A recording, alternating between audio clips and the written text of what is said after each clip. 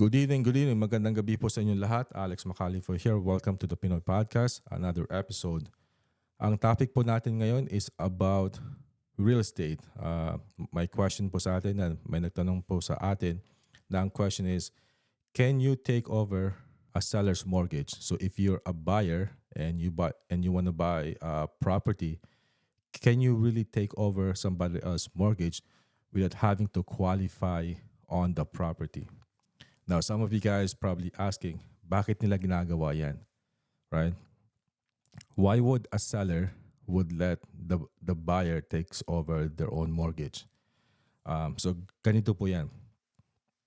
Um, May mga situation po, such as right now in today's economic times, na there are a lot of property investors na they're getting fed up of their current mortgage, given that the rate is very high.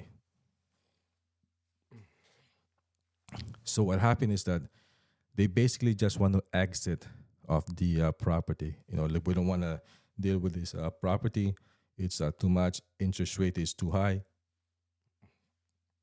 or there's a problem with the tenant. Blah blah blah. Okay, so those are usually what happen in this type of a scenario. There's usually an equity on the property. So pag may equity sa property, like usually what happen is yung mga buyer, they are attracted to the property to buy the property because there's an equity on the property. But the question is, can you do this in Canada?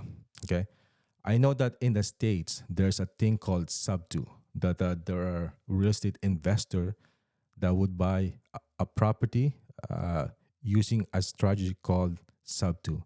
Now, if you don't know what a sub-to is, a sub-to is essentially like it's essentially a way of purchasing a real estate where the real estate investors takes the title of the property, but the existing loan stays in the name of the seller.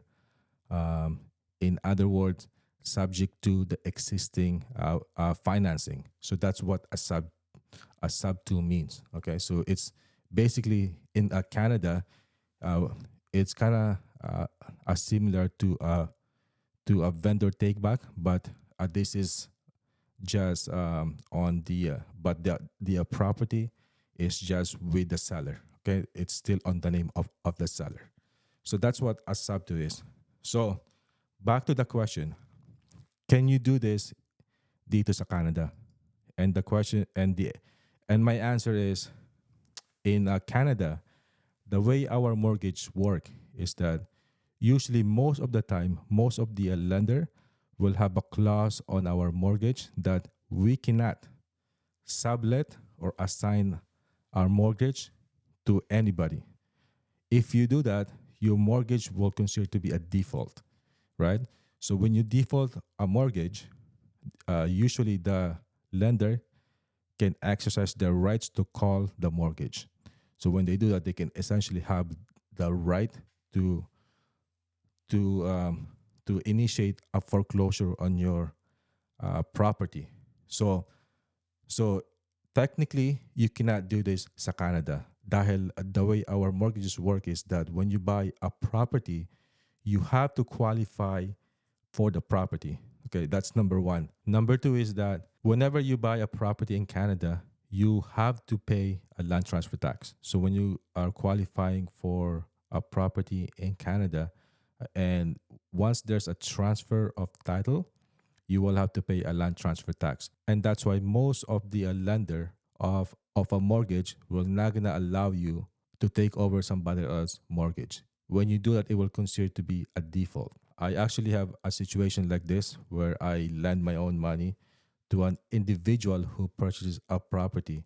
So usually what happens is when you lend a money, you being a private lender to a person that is buying a property, you would normally put your name as a lien to the property in case that if they want to sell it, you have the rights to claim your money. So it's either on the first position or a second position, right?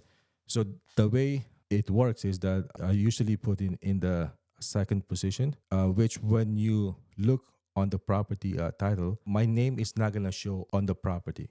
But when you do a title search, the lender will see who's on the lien on the property. And what happened was that the person that I lent the money to did not declare it to the lender, and the lender found out and they dinged them a penalty.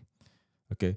So like usually they would penalize you for it. They don't usually claw your mortgage back, but they will penalize you. As long as you're paying for it, that's all what the lender wants is for you to pay their mortgage, right? So back to my question, the sub two type of strategy is not going to work here in Canada because most lender will have a specific clause on their mortgage that you cannot sublet or assign your mortgage to anybody. And if you do that, it will consider to be a default, and the lender can exercise their rights and claw the mortgage.